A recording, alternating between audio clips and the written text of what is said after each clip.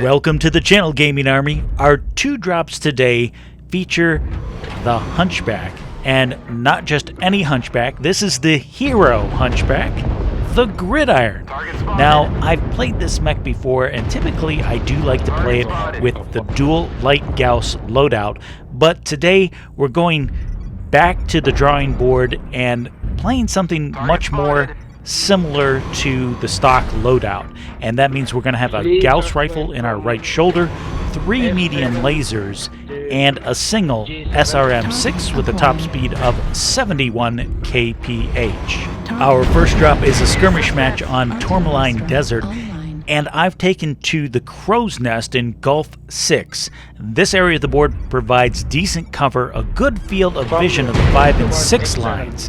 Now, this is a position for a mech with some kind of ranged weapons so that you can get shots on target, or good sets of sensors so that you can scout, call targets as a spotter, use your mic to relay enemy troop movements. If your mech and or builds don't meet those criteria, don't go to Gulf 6. It's really not your place. Since I'm here, I'm going to channel my inner prairie dog, and I'm going to go into full prairie dog mode. And that means I'm going to peek my head out of cover, survey the area, and if I sense danger, I'm dropping back down into cover. Now, keep in mind, most of what I'm doing here will not be reflected in the end score, so if you choose this strategy, just keep that in mind. What I am doing from up here is I've been spotting, locking targets as I can, calling out troop movements, baiting shots out of the enemy. In fact, I've been baiting artillery strikes out of the enemy as well, and providing a bit of harassing fire with my Gauss rifle. In short, I am being the biggest nuisance that I know how to be. Now, there is a juicy target in the form of an enemy charger. He's open CT, so that if I can get an eye on him or an angle on him, that's a shot I want to take and see if I can put him out of his misery. And here he comes now, and managed to get the shot through the center torso, taking the charger off the board. Now, another thing I've been doing from this position is also watching the high ridge line at the back of the 5 line. A lot of the enemy likes to stand up there in the open, not moving, and shooting my teammates. So I've been sending around into that general direction every so often, driving those units back to cover, or at least let them know that they're not going to stand there in the open with impunity. I've really gotten into my groove as far as picking targets and landing shots. What I haven't done a very good job of doing is paying attention to my ammunition count. I am really low on ammo. In fact, I'm almost out. I should have started pushing in a bit sooner so that when I do run out of Gauss ammo, I'm still within weapons range for my backup weapons.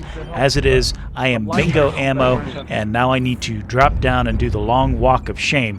The good news is there's an enemy Hunchback in my general vicinity, and we can do some chip damage on him as he's swirling around fighting off 2 of my teammates. So we'll get a few shots on this Hunchback to see. He's definitely out of position, and he is open for business all torsos.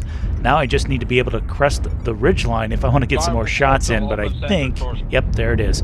My teammates get the kill before I can even get up over the hill, and of course they respond when I question if they put him down or not, and they said they did. We continue our push towards Echo 5. That's where the next grouping of enemies are, and something very important is about to happen, so pay close attention to this next section. My teammates take out the enemy charger who is wounded, and I see there's a Highlander up there.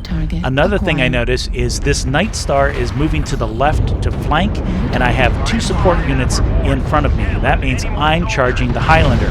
What I didn't count on is a Kodiak up here as well, but I'm going to spin in a circle, and what I'm doing is giving the Highlanders back to my friendly Night Star, and using him as a shield while the Kodiak spins to track me, giving his back to my 2 support teammates, and we wind up with double kills. The double kill gave us a slight lead, but this match is by no means decided. There are still a lot of enemy active shooters, including this Incubus who's come up behind me, and I'm going to go into full pursuit.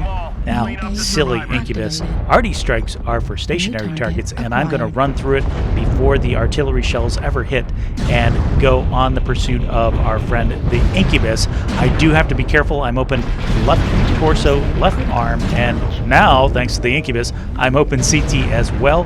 My return shots are not nearly as effective. I tear an arm off, but there was no weapon systems in that anyway. So I go into pursuit mode, and he's running right towards some of my teammates. I'll add some support fire with my medium lasers. I'm jumping in, but I think my teammates have him pretty well in hand. He's open right torso, right leg, and they're going to focus fire him down. That leaves one more unit to hunt down, and that is a stealth flea. So we're going to fast forward in our pursuit of the flea. He's managed to give himself away. If you notice those kind of cell service bars over my friendly assault, that means somebody with ECM is in his general vicinity, and sure enough, there's our little flea friend. So now that we can get locks on him and we know his location, it's just a question of gang tackling this little flea. Now, he's very evasive, and he's still quite dangerous since I'm open CT and left torso.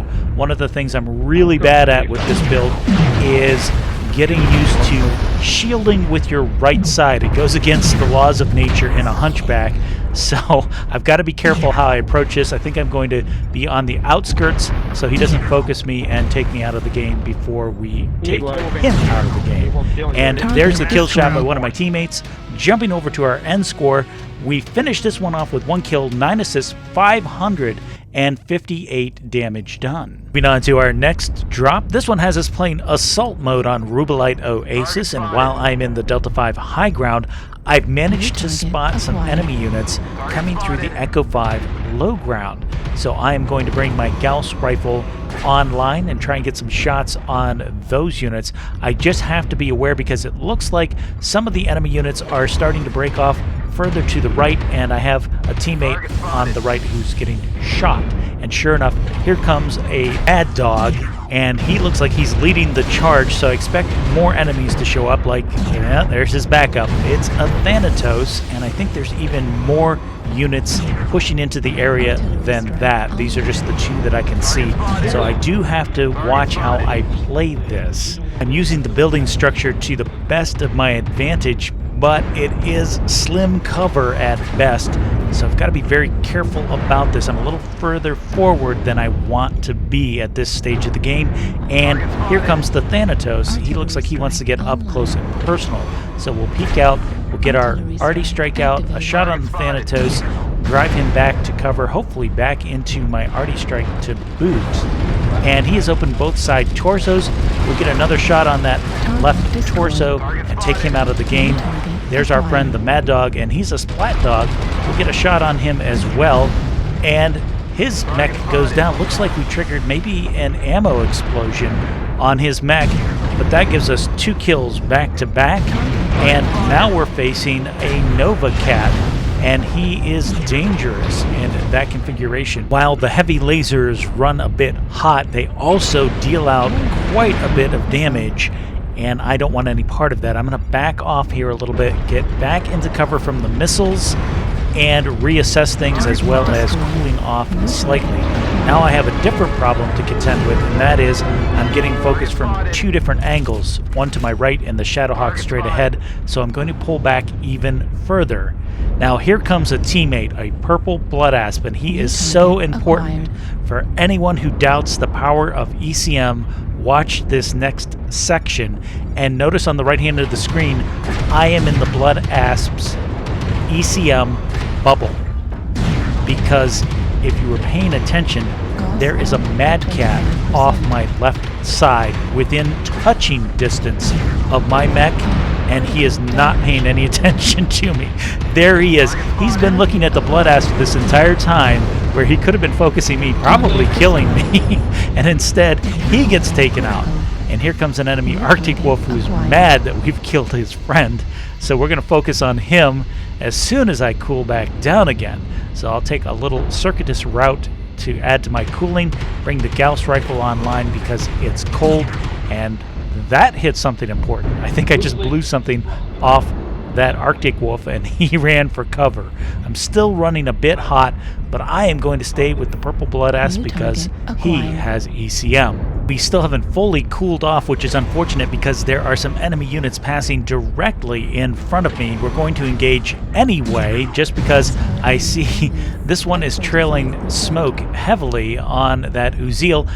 And Providence provides. Here comes the Arctic wolf from before, and he dropped right into our laps. I know he's heavily damaged, and I think what I took off of him before might have been a leg because he's moving like he's legged. The question is now, can I take out this other leg before I shut myself down? And the answer to that is yes, you can do both at the same time. I'm king of multitasking, killing enemy mechs and shutting myself down at the same time.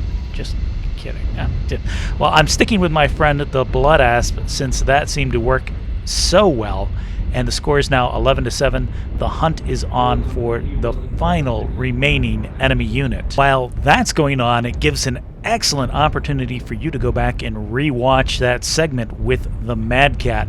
Anyone who doubts the power of ECM, well, there's your proof. The Mad Cat came in on my left side at about 150 meters. He closed to less than 80 meters and never shot me. Even while I was killing the first Arctic wolf that I shot in the back, he still stood there, focused the Blood Asp, and ignored the mech that was right in front of him. Not that I'm complaining, but that's how powerful ECM is if the pilots are too busy focused on different areas of the battlefield and not taking in the big picture. Now, we have managed to find the final enemy unit, and it is a Kit Fox, and he has respectable firepower, but that doesn't mean we're not going to pursue him. I just have to be careful because I am open CT, and I would love to chalk up my 5th kill of this match. Now, his back is open, so he's heavily damaged there, and he is doing some damage to my teammate. In fact, I think I just swept a little laser fire across my teammate as well. But he is focusing on me now, and if we can bait some heat out of him, which we do, and get him to shut down, I may have a chance at taking him out with my lasers, but I am denied. A teammate takes the final kill on that, and switching over to our end screen, we wind up with 4 kills, 13 components destroyed, 683 damage done.